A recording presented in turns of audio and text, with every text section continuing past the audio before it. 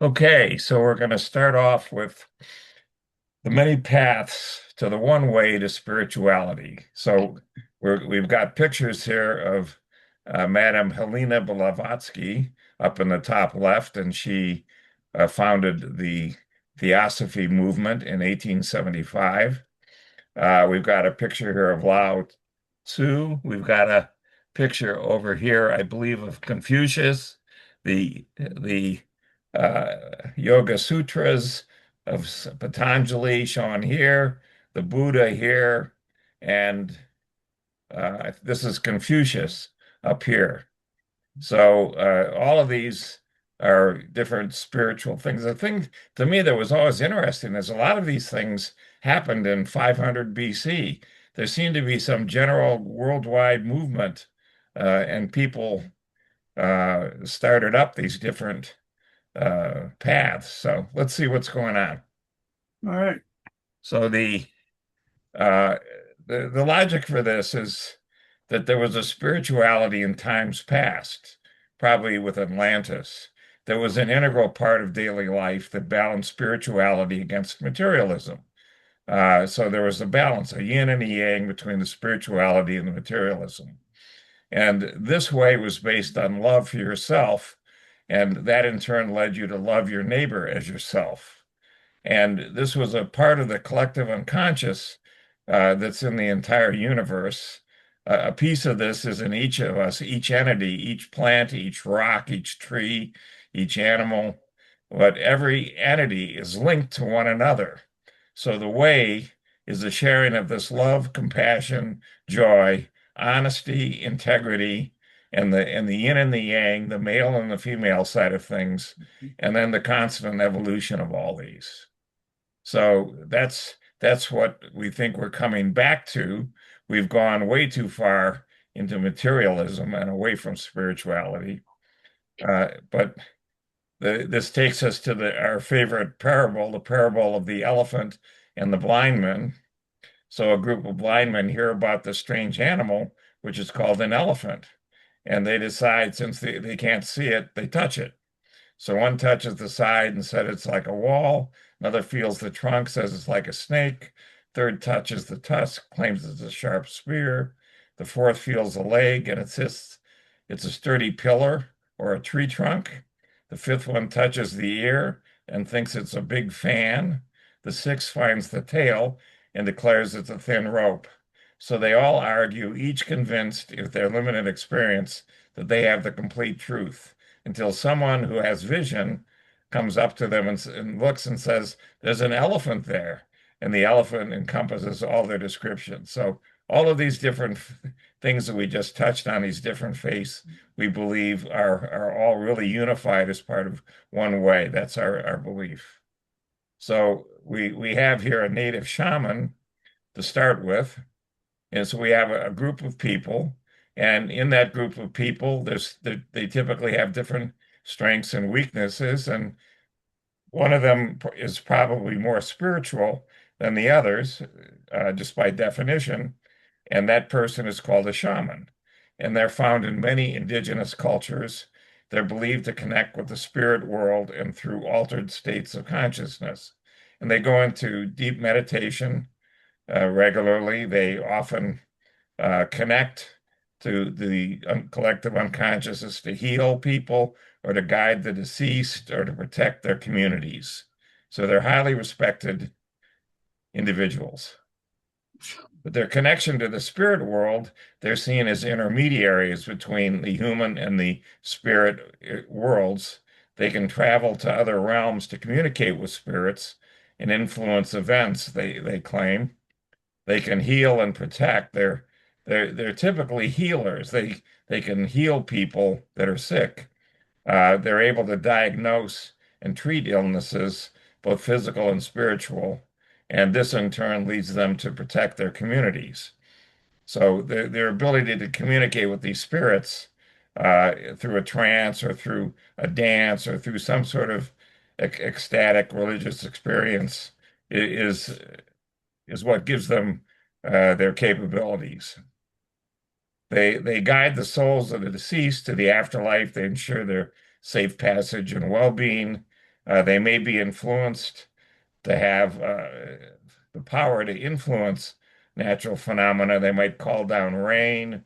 They might do other things, but they possess an extensive knowledge of local mythology and sacred places, and they use those to guide their communities and provide spiritual meaning. And they conduct ceremonies and rituals that they feel connects them with the spirits so that they can heal the sick. They depend on the specific the culture, so they can act as prophets. They can say, here's what's going to happen in the future, or they're the custodians of the lore of whatever this religion is that they've got. But it's really not a religion, it's a spiritual practice, and it's a rather diverse set of traditions and beliefs. So we find that in many places on planet Earth today, no problem whatsoever in finding them. Shamans go into trances, they sacrifice animals, they use plants of all sorts. Some of them are psychedelic or psychoactive to induce altered states of consciousness, or they use them for healing. Uh, there's a sweat lodge tradition that you go in for purification and spiritual connection. We have one of those here. All the kids in our church go off to the sweat lodge so they can see what's going on. And then there's a lot of chanting, drumming, and dancing that these induce trances, and you can connect with spirits if you get caught up into these ecstatic states. Okay, so here's a different spin on all this. Um, there was a chap named Don Elkins, and he channeled uh, a lot of different things through someone named Carla Ruckert. And he had 106 conversations. They were called sessions between Don Elkins and Ra. Ra is uh, the entity that comes out of Egypt that would be called the collective unconscious. So Ra says that it is a sixth density social memory complex formed on Venus about 2.6 billion years ago. Um, so most shaman are not familiar with this sort of terminology. Many people say we're third density, but we're moving up to fourth and fifth densities right now. And so Ra is already at sixth density, and it was much older. But Ra says that they're humble messengers of the law of one, and they previously tried to spread this message in Egypt, but they had very mixed results. So let's take a look at the law of one. Everything in the universe is in reality the same thing. Any perceived differences and contrapositions in life's aspects are basically due to an insufficient level of awareness. So uh, what they're trying to say is that all is one. This is the law of one. So all is one. Everything is interconnected as part of the infinite creator. And there's different densities of consciousness. So existence itself is structured into densities akin to grades in schools, where entities evolve spiritually through learning and experience. So this suggests that everything in the universe connects on a higher spiritual plane. We're going to come back to this, so just bear with me. Every action reacts, whether it's positive or negative, goes one way or the other. So you should be conscious of your actions, especially how they affect others. Uh, wherever there's an action, there's a reaction.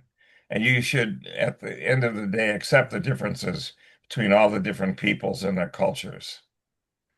Now we're going to come back to this in a minute. You'll see.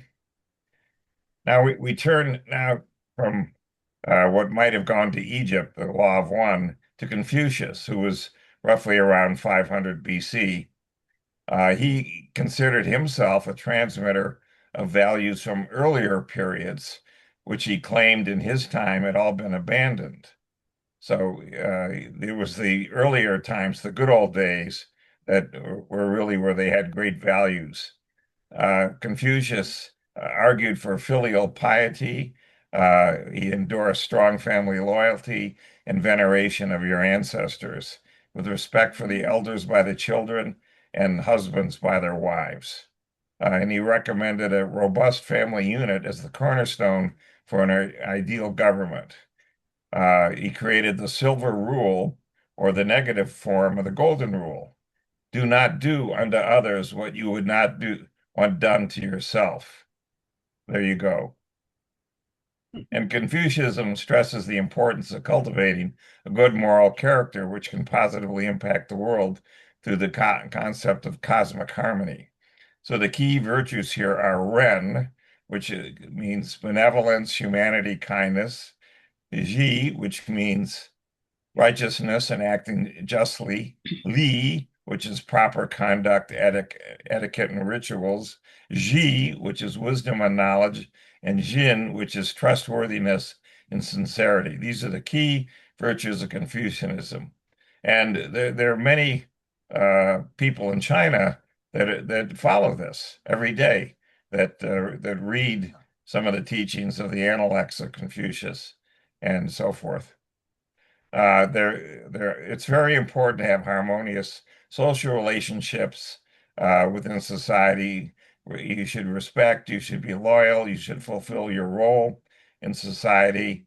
The filial piety refers to the duty of children to respect and care for their parents, as well as the obligations of parents to raise and educate their children properly. Confucius believed learning and education were crucial for personal growth and societal improvement, and so forth. And the ruler's responsibilities, well, the ruler should lead by example, demonstrating the virtues and acting with justice and compassion. But Confucius emphasized the importance of this social order and the need for individuals to understand and fulfill their roles in society. He believed that individuals should strive for self-improvement and cultivate their moral character. So the thing to keep in mind about Confucianism is that for 1,000 years, from roughly 1900 AD until maybe 1900, everyone that went to school in China would end up taking exams when they finished schooling, and the exams were based on writing essays on pieces of the Analects of Confucius. And depending upon how you did in these exams, you could end up doing really well and being promoted to an administrator in the imperial household of the emperor, or you could be an administrator in a province, or you could be an administrator in your local village or town. So this worked for 1,000 years. So you have to believe you could do worse than to do organize things by reading what Confucius had to say. Now, in a different realm, roughly at the same time, we have Lao Tzu, and everybody believes there was no single person. He was a composite of a number of teachers, but they had a different idea than Confucius. They felt that wisdom is attained through understanding the way of the universe, and in order to understand how the universe works, one must live in harmony with it. So you should accept the forces at play, act intuitively and spontaneously in accordance with these forces. So this is where you follow the way, or the Tao, as it's often called, non-action or Wu Wei. It's what one must do to become virtuous. Rather than resisting or attempting change, one should instead accept and allow change to take place. So you end up going with the flow rather than pushing against things. So there's a whole bunch of precepts that come out of this. Do not kill, but always be mindful of the host of living beings. Do not be lascivious or think depraved thoughts. Do not steal or receive unrighteous wealth. Do not cheat or misrepresent good and evil. Do not get intoxicated, but always think of pure conduct. I'll maintain harmony with my ancestors and family and never disregard my kin. When I see someone do a good deed, I will support him with joy and delight. When I see someone unfortunate, I will support him with dignity to recover good fortune. When someone comes to do me harm, I will not harbor thoughts of revenge. As long as all beings have not attained the Tao, I will not expect to do so myself. So this is a very different set of precepts than what Confucius said. And there are many, again, people in China that today follow these things, read what is in the Tao. Now we have something very different. We go to the Yoga Sutras of Patanjali, and this is a roadmap to self-realization and liberation to the practice of yoga. So it encompasses ethical conduct, self-discipline, and physical postures, breath control, and meditation that ultimately lead to a state of unity and peace. These Yoga Sutras, there's 195 of them. They're each like 3 to 5 words of Sanskrit. It was undoubtedly oral for millennia. It probably came from Atlantis. And the sutras themselves end up allowing you to attain enlightenment through deep meditation. The breathing and the postures help you to relax, to get centered, to tune out on the yik yak of the daily life that we go through. And Patanjali thought of the 8 limbs of Ashtanga yoga: ethics, which is relations to others, or yama; relations to oneself; the posture, which is asana; freedom of breath, pranayama; freedom of the senses, focus; contemplation, and integration. And so focus, contemplation, and integration make up what would be called meditation. Um, the the things that we've just covered here lead one to this enlightened state, and undoubtedly uh, many people are familiar with yoga, but they miss the fact that in the West, what's called yoga really only deals with the first 50 or so sutras, and the others are unknown, and the others go into much deeper aspects of meditation. Now we come to what Ron Cowan did. And when you go through yoga, you experience in deep meditation what the true reality of the universe is. And this is what Ron did. Ron observed that, in fact, while we look through our eyes and we three spatial dimensions, there's really 24 real spatial dimensions.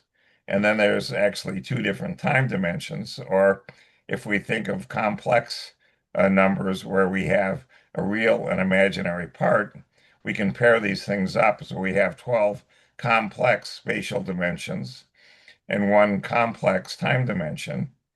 And Ron constructed this picture here. So we have space-time here, which is where we live. Over here, right next to us, is another 4-dimensional space, which is perpendicular or orthogonal. And this is where dark matter lives. And this is where spirits live. Things like souls are over here. But you can have dark matter here as well as ethereal things. And then there's this connection of 18 real or 9 complex compactified dimensions around these uh, 4 space-time dimensions. The compactified dimensions are the higher realms. So actually, you can turn this picture around. We're in the bottom. We're in the lower 3 levels, and we want to attain going up in the higher levels, level 4, 5, 6, and so forth. So Yeshua, the Nazarene, spoke of the Father, the Holy Spirit, and he called himself the Son. And if we look at this picture, we'd see actually there's one set of 10 matter dimensions here. There's 10 dark matter dimensions here, and there's 6 dimensions here that connect these 10. So what he might be saying here is that he's the Son. He lives in these 10 dimensions here. The Holy Spirit lives over here in these other 10 dimensions, and the Father lives in the highest realm, these highest 6 dimensions here. And so what you end up seeing is a very different reality than what uh, you see through your eyes. It's a very richer, much richer. Now, these we have 18 of these compactified dimensions, but they have holes. As you can see here, it says there's 3 holes in this set of 6 dimensions. There's 4 holes here.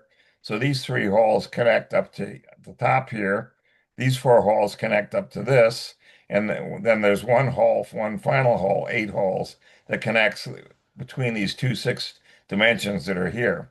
So really, if we have 18 dimensions, but only 8 holes, they're really only 10 dimensions. And that leads us to what the Jewish Kabbalists saw in deep meditation. They saw 10 fundamental things. They called them Sephiroth. And that's uh, amazing that they were able to intuit that under deep meditation. So now let's look at Hinduism. In Hinduism, we have this concept of dharma, or a cosmic order maintained by its followers through rituals and righteous living, and we find these in the Vedas. So there's a number of these Hindu scriptures, the Vedas, the Upanishads, the Puranas, the Mahabharata, which contains the Bhagavad Gita. This is probably the longest poem that anyone knows in the history of the world. The Ramayana and the Agamas. All of these are what collectively makes up Hinduism. So the Hindu beliefs include karma, which is the action, the intent, the consequences, the samsara, the cycle of death and rebirth, that you incarnate with a soul, you live your life and learn, and then you die, you disincarnate, and then your soul does this again. There's 4 purusarthas, or proper goals or aims for human life. So the 4 goals are dharma, which is achieving ethics and duty; artha, prosperity and work; kama, for managing your desires and passions; and moksha, liberation and freedom from pastures; and ultimately samsara. So this, if you properly pursue life, means you carry out these 4 activities here, and you're on track, you learn. Now we're going to turn to the Buddha, who clearly was aware of yoga and other things. So he instructed his followers in a path of development leading to awakening and full liberation from dukkha, which is literally means suffering or disease. This path is the middle way between the extremes, such as total asceticism or sensual indulgence. So teaching that dukkha arises alongside attachment or clinging, the Buddha advised meditation practices and ethical precepts rooted in not harming others. This widely observed teaching includes the 4 Noble Truths, the Noble Eightfold Path, and the doctrines of dependence, origination, karma, and the 3 marks of existence. And there's other elements as well. So let's just dig into this a little. Dukkha mean not being at ease or suffering, uh, standing unstable. Dukkha is an innate characteristic of transient existence. Nothing is forever. This is painful. Samudaya is cause. Together with this transient world and its pain, there's also thirst, or craving for, and attachment to this transient, unsatisfactory existence. Nirodha, the cessation, the ending, the confinement, the attachment to this transient world and its pain can be severed or contained by the confinement of letting go of this craving. And marga, the road, the path, the way. This is the Noble Eightfold Path leading to the confinement of this desire and the release from dukkha. I think the Buddha said, I bring you suffering. And you can see what's captured here. So the Eightfold Path consists of 8 practices: the right view, the right resolve, the right speech, the right conduct, the right livelihood, the right effort, the right mindfulness, and the right samadhi. Samadhi meaning meditative absorption or union, or equanimous meditative awareness. So in early Buddhism, these practices started understanding that the body-mind works in a corrupted way, which is called the right view, and followed by entering the Buddhist path of self-observance, self-restraint, and cultivating kindness and compassion, culminating in samadhi, which reinforces these practices for the development of the body-mind. So, Bruce, you want to chime in here? This is this is the more traditional side of Buddhism. Right. This is the kind of Buddhism I was involved with. I had a guru. Uh, Now, especially Tibetan Buddhism, you have the guru, and the guru actually sees your mind in depth and understands uh, all your previous karma. Karma is very important in Buddhism because it leads to uh, delusion and misunderstanding. And there's meditation and realization to transcend. Basically, the view is that you have a self, and the idea is through meditation and so on is to return to what they call the natural mind, which is the reality mind that's been there all along. Um, it's very powerful, and it's all about compassion. And, but it gives you a depth of understanding that you're not normally aware of. But the thing is that you do have people who, the great gurus, including the one that I had, who had full realization. He had understanding of all the levels of reality in the universe, and he could actually help me transcend some of the family conditioning and that sort of thing I had.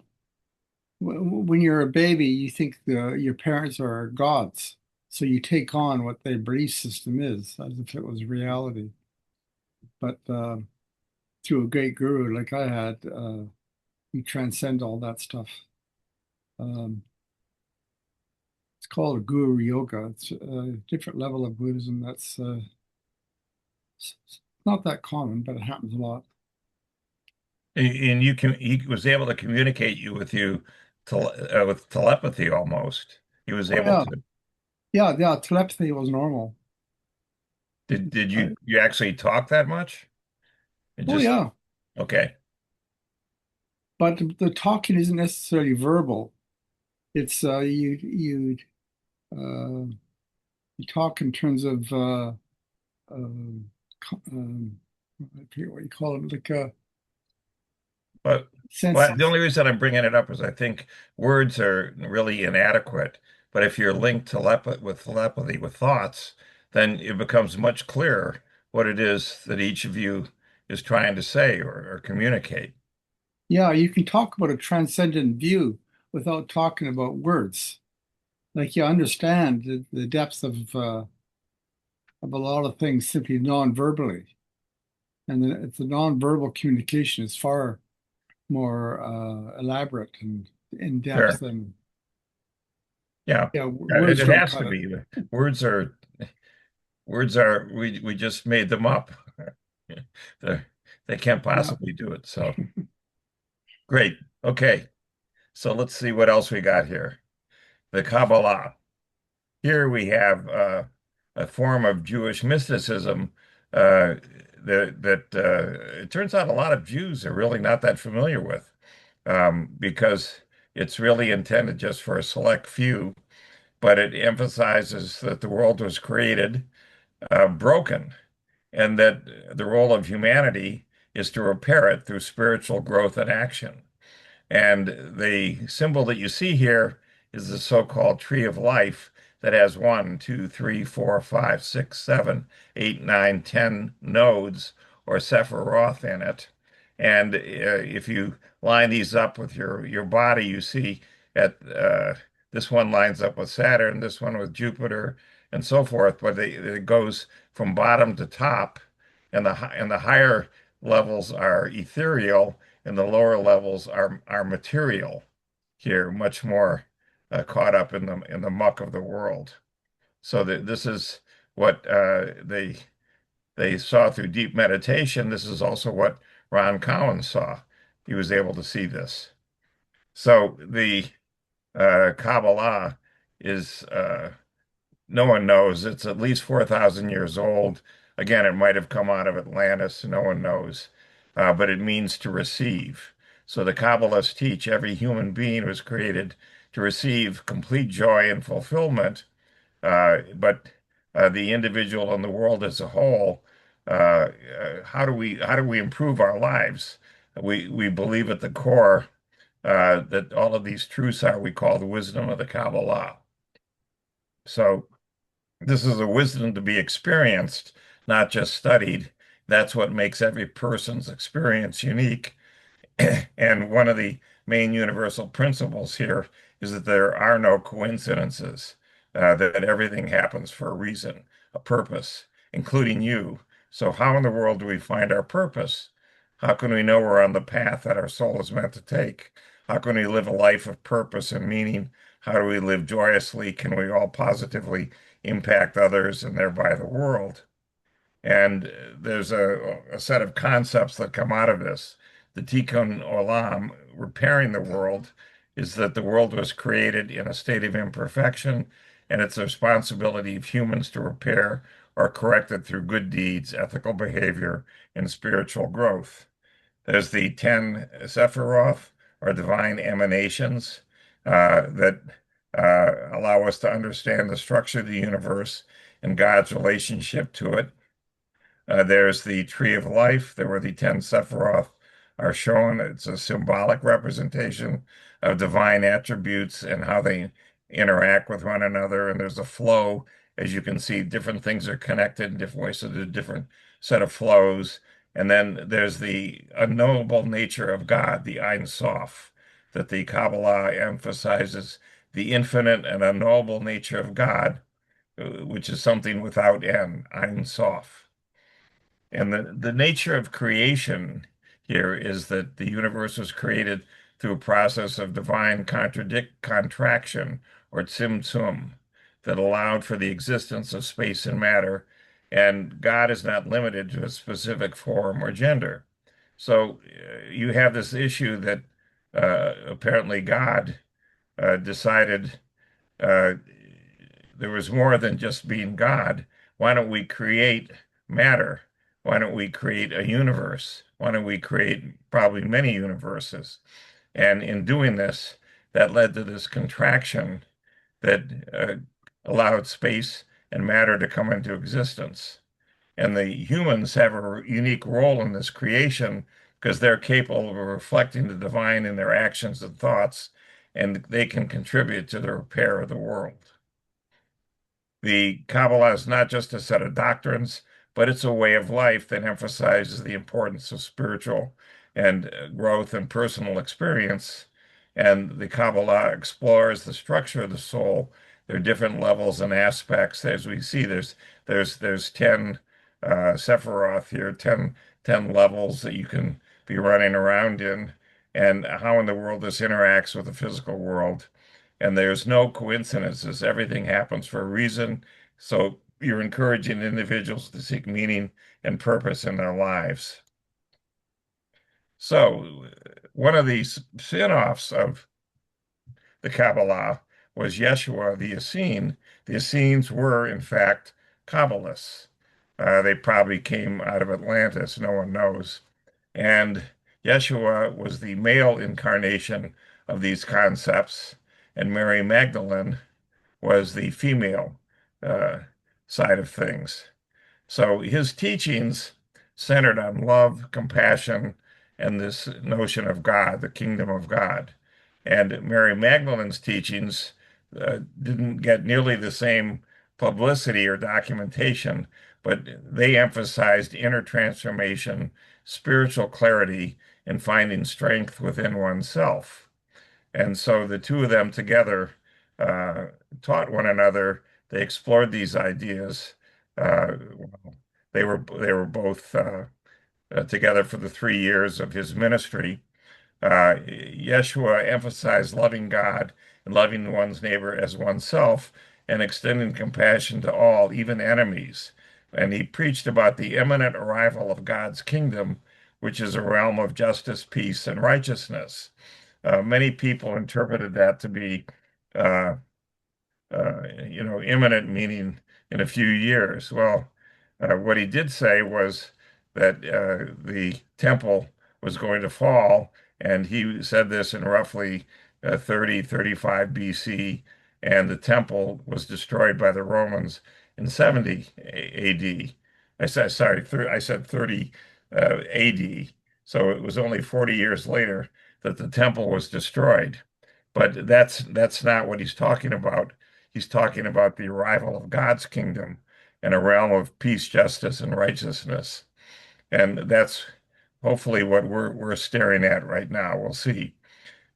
There's a huge emphasis on forgiveness and redemption. He taught about the possibility of forgiving and redeeming through faith and repentance and offering those who felt lost or burdened by sin. But Mary Magdalene said, well, there is no sin. There's no inherent sin. The Catholic Church talks about this notion of original sin, which is inherent in all of us. But Mary Magdalene says, no, there is no such thing. But sin arises from acting according to corrupted habits and nature. So she encouraged people to find hope and strength within themselves and to overcome their inner struggles and seek wisdom within. And her teachings in the context of her relationship with Yeshua highlight the importance of equality and the value of all people, regardless of gender or social standing. So there's a yin and a yang here, the balance between the male and the female, between the notion, these strong masculine attributes. She has these strong feminine attributes. She's was trained in the school of Isis. Yeshua was trained as a Kabbalist but picked up on all these other faiths. Uh, Yeshua taught about the possibility of forgiveness and redemption through faith, but he modeled his humility and service to others, demonstrating the true greatness lies in serving rather than being served. And Yeshua encouraged people to seek a deeper relationship with God and strive for spiritual growth and transformation. Now, all of this got co-opted by the Catholic Church uh, because none of this requires a church. It's all within you. You have to learn how to meditate. You have to learn how to do these things. And instead, it's very difficult to exert any control if this is what you're doing. So the doctrine got garbled, but this is really what he was teaching. Uh, the other thing to keep in mind is that Mary Magdalene's teachings, which were actually covered in the Gospel of Mary, that was discovered in the Nag Hammadi scriptures, they emphasize an inner transformation and a spiritual clarity that you should work toward. Which is similar, for example, to the Yoga Sutras, Patanjali trying to achieve more enlightened state. You want to find within you the Son of Man, which was a term for Yeshua, that dwells within each person, and seeking that is the journey of self-discovery. So once you learn yourself, once you learn to love yourself, then you can go love others. And this is the importance of what she called nous, the importance of conscious awareness and the universal witness that unites the soul and the spirit. Very, very metaphysical. Now we turn to Muhammad the prophet, who lived around 600 AD, and he was in a cave and he was enlightened. He had a number of visions come to him, and that led him to creating what today we call Islam. Uh, these teachings emphasize the oneness of God or Allah, the importance of submission to Allah, and the practice of compassion, justice, and good deeds. So there's so-called five pillars of Islam: the profession of faith, prayer, charity, fasting, and pilgrimage. Allah is central to Islam. There is only one God. Muhammad believed that he was the final prophet of God, carrying on the message of previous prophets like Abraham, Moses, and Yeshua. The Quran, which Muslims believe is the literal word of God, it's what he was revealed in his cave, is the ultimate authority in Islam. And the Muslims believe in a final judgment and a reward or punishment in the afterlife based on their actions and beliefs. The mystic side of Islam is called Sufism. The Sufis are a mystical branch that emphasize direct experience of God through practices like meditation, devotion, and self-purification, aiming for spiritual union with the divine and cultivating virtues like love, compassion, and inner peace. One of the ways that you do this is through deep meditation, and the Sufis chose to dance, to listen to music and to dance, which led to the term whirling dervishes, which is what the Sufis were known for. They believed in the importance of unconditional love for God, which leads to a deeper connection with the divine. There's an emphasis on a path of spiritual growth and self-discoveries, aiming for union with God through all kinds of practices and the purification of the self by purifying your heart and your mind from all the worldly attachments and negative qualities so that you can better perceive God. The unity of God and the interconnectedness of all these beings promoted tolerance and understanding between people, and the knowledge and wisdom that Sufis seek to gain knowledge of God and the universe through intellectual understanding and through direct spiritual experience. So this was a key thing. Many Sufi orders emphasize the role of a spiritual guide in helping individuals progress on their spiritual journey. And there's many rituals. There's music like the qawwali, the chanting, the meditation, and the remembrance of God, the dhikr. Uh, the the perfect man is this concept that refers to the state of spiritual perfection where the individual true self is revealed and they're all fully aligned with God. There's annihilation. They strive for a state of fana where the individual's ego and the sense of self are dissolved so that you can experience union with God. There's a divine presence everywhere that they seek to perceive and experience in all aspects of life. And there's the importance of the heart, that the heart is the seat of spiritual understanding, connection with God. They strive to purify and cultivate their hearts. So Sufism is a belief in one God, sees everyone and everything as part of him.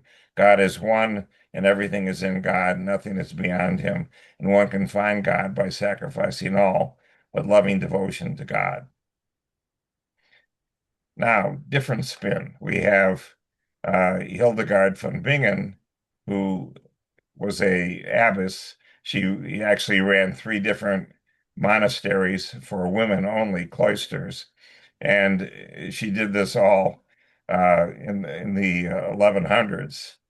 She ended up having these visions, and one of her visions was of Veritas, uh, a divine force of nature. The depth and breadth is reflected in different ways, but Veritas is it looks like the union of two different Latin words, green and truth, veritas and virid. But like most Latin words, it doesn't easily translate into some sort of straightforward English word, but it shows what she was thinking. So it's meant to reflect nature's divine healing power and this constant force, but a momentary condition in which God heals, for example, through the greening power of a living plant. So when you consume a living plant, this divine power is transferred from the plant to the humans, and this becomes a moment of veritas. And this experience is meant to be a daily experience, as you eat, a means to stay vital with the greening power, but remember our eternal interconnectedness with nature. To pick up on this, we have the Knights Templar that were around for several hundred years. They had the core teachings centered around vows of poverty, chastity, and obedience, with a focus on military service and defending the Holy Land.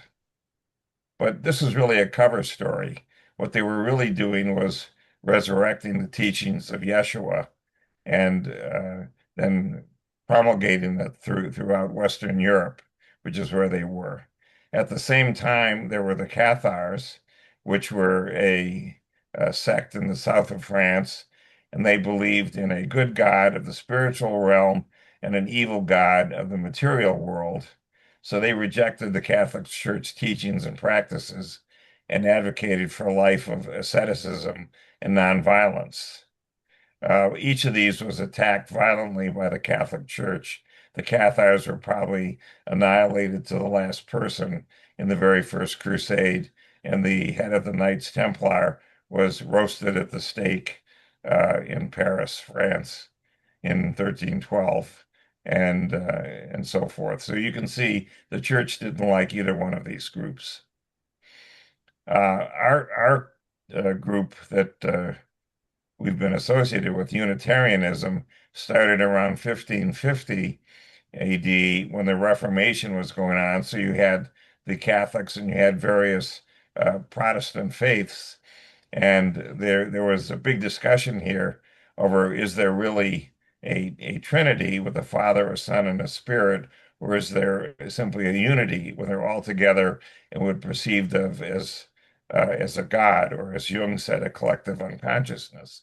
So Unitarianism was a drive toward a unity of all these things and a free and responsible search for truth and meaning, but rejecting the Catholic Christian doctrine of the Trinity. A different spin-off in the United States is Mormonism with Joseph Smith in the 1800s. He founded the Latter-day Saints movement, and they restored the true gospel. There's a Book of Mormon, which he was able to come across. And he taught that the true gospel of Yeshua, including its ordinances and priesthood, had been lost after the time of the apostles, but he was restoring it. You can restore it by becoming a member of the Church of the Latter-day Saints. This Book of Mormon, he claimed to have translated, was a record of ancient inhabitants of the Americas and provides further evidence of Yeshua's divinity in the gospel. And the nature of God, he taught that God is the Father and Jesus Christ are separate, personified beings with bodies of flesh and bones, and that the Holy Ghost is a personage of spirit. There's a priesthood here. There's individuals who repent and are worthy will receive greater blessings than those who are wicked. And there's a notion of a family unit and being important, and eternal marriage is essential. And the gospel preaches that those who have died and can be redeemed through, for example, proxy baptisms and so forth. Now, another thing that came at the same time was Universalism. This, again, is in the United States. And this actually, before the Civil War in the United States, was probably the largest single spiritual movement in the United States. It's the belief that ultimately all people will be saved and reconciled with God, not just a select few, but all people, regardless of their actions or beliefs during their lifetime. A loving God would not condemn anyone to eternal punishment. And a belief in one fundamental truth as another important tenet. The living truth is seen as far more reaching than anything else, and the community that calls itself Universalist may emphasize the universal principles of most religions and accept others in an inclusive manner. So Universalism in the United States merged with the Unitarian movement to become Unitarian Universalists in 1960. It was a marriage that was driven by the fact that the Universalists had a lot of money and no members, and the Unitarians had a lot of members and no money. In 1875, a new activity called Theosophy was founded. There's an ancient and secretive brotherhood of spiritual adepts known as the Masters who are found around the world. They're primarily centered in Tibet, and they've cultivated great wisdoms and incredible powers. So the Theosophists believe these masters trying to revive knowledge of an ancient religion once found around the world that will again come to eclipse all the existing world religions. So Theosophy holds a position that there exists a single divine absolute God and articulates a cosmology in which the universe is perceived as an outward reflection from this entity. So the purpose of human life is spiritual emancipation. The human soul undergoes reincarnation upon bodily death, and there's a universal brotherhood and social improvement as guiding principles, but no particular ethical framework.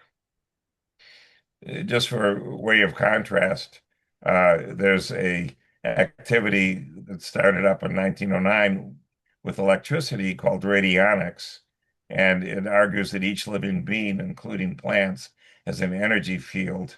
And this is what we saw in the TV show Star Trek, that they had some sort of medicine bed that you would lay on, and this would interact with your energetic field and influence you so that you would become healthy. You would resonate with your healthy state, and all the bad states would disappear. So this is an aspect of all of these different things that just came up.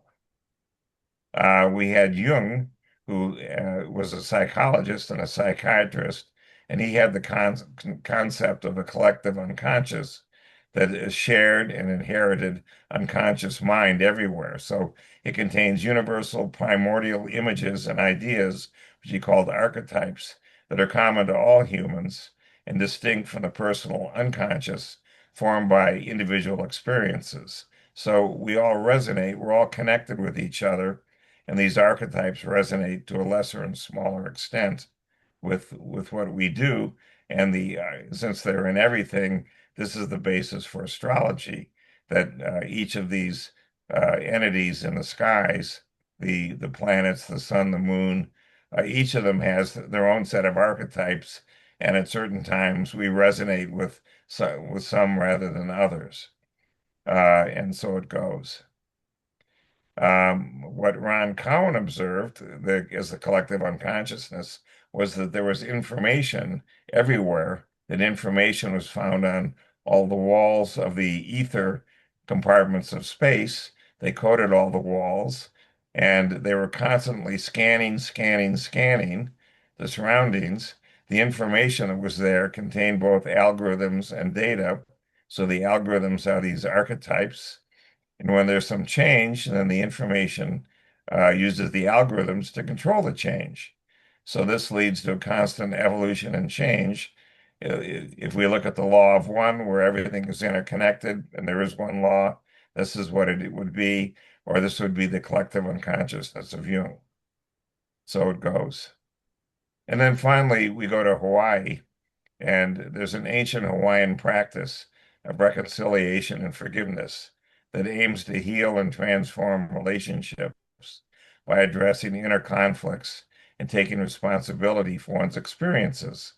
But you have to express remorse. You have to ask for forgiveness. You have to express gratitude and love. It's four simple phrases. Ho'oponopono. I'm sorry. Please forgive me. I thank you. I love you. If you repeat these again and again in meditation, you'll see how powerful these things are. So with that, we're done with this session. I'm going to stop the recording. Here we go.